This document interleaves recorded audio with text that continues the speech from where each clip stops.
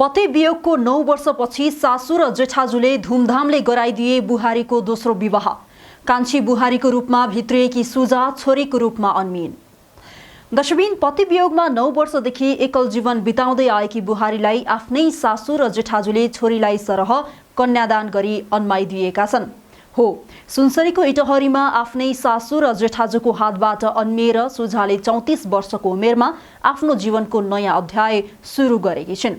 इटहरी उपमहानगरपालिका वडा नम्बर 2 की जानुका पौडेल र छोरा पुण्डे पौडेलले आफ्नी कान्छी बुहारी 34 वर्षीय सुजा पौडेलको धार्मिक परम्परा अनुसार दोस्रो विवाह गरिदिएका हुन्। पौडेल परिवारले माइती पक्षसँग सल्लाह गरी सुनसरीका बेहुला रमेश रेग्मीसँग सुजाको धुमधामले दोस्रो विवाह गराइदिएका छन्। बुहारीको दोस्रो विवाह गरिदिएकी सकारात्मक सोचकी जानुका सासू पनि आमा बन्न सक्छन् भन्ने भनाइको गतिलो उदाहरण बनेकी छिन्। झापाको बैगुनधराकी सुजाले 2069 सालमा इटहरीका फणिन्द्रसँग मागी विवाह गरी जानुकाकी कान्छी बुहारीको रूपमा भित्रिएकी थिइन्। त्यतिबेला सुजा जम्मा 22 वर्षकी मात्रै थिइन्। सबै कुरा राम्रै चलिरहेको थियो। दुवैजना बीच निकै गहिरो प्रेम थियो। तर दैवको खेल, सुजाले विवाह गरेको 3 वर्ष पनि पुग्न नपाउँदै श्रीमान फणिन्द्रलाई सधैँको लागि गुमाइन्। 2071 सालमा श्रीमानको मृत्यु भएपछि सुजा 25 वर्षको उमेरमै विधवा भइन्। त्यतिबेला सुजा र फणिन्द्रको मायाको चिनो अर्थात् एक छोरी जन्मिसकेकी थिइन्। एक सन्तानकी आमा बनिसकेकी सुजालाई सासू जानुकाले छोरीलाई जस्तै माया गर्थिन्। अबोध अवस्थामै पितालाई गुमाएकी सुजाकी छोरीले पिताको अनुहार समेत राम्रोसँग ठम्याउन पाइनन्। तर उनका ठुलो बुबा पुण्य पौडेलले छोरीलाई बुबा नभएको भनक समेत लाग्न दिएनन्। पौडेलले स्वर्गीय भएकी छोरी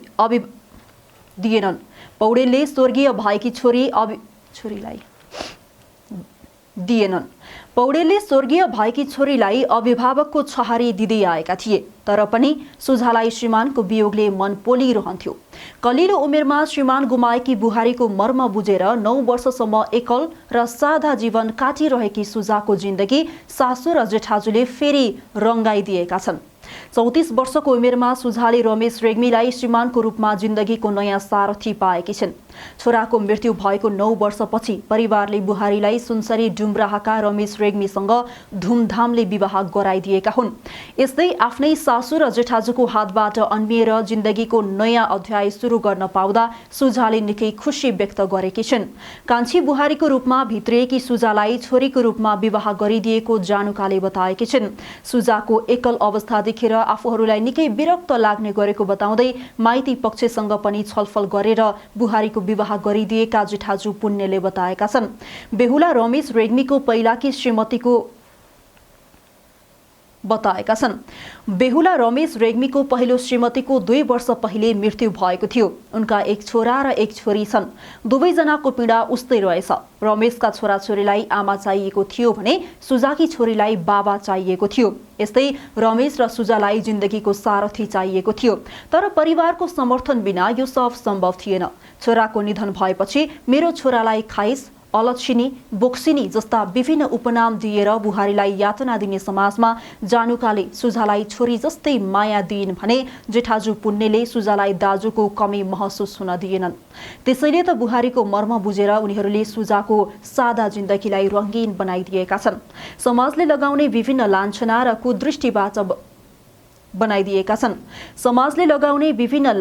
र कुदृष्टिबाट बचाउन एकल बुहारीलाई आफूहरूले धुमधामसँग विवाह गरी अन्माइदिएको परिवारले बताएका छन्। यतिबेला सामाजिक सञ्जालमा पौडेल परिवारको यो सत्कर्मको चर्चा चौतर्फी रूपमा भइरहेको छ। देशमा सबैको यस्तै सकारात्मक सोच हुन्थ्यो भने सायद कोही पनि एकल महिला रुँदै बस्नु पर्थेन होला। अलक्षिनी र बोक्सिनीको उपनाम खेप्नु पर्दैनथ्यो होला। नवविवाहित दम्पति सुजा र रमेशलाई सफल वैवाहिक जीवनको शुभकामना।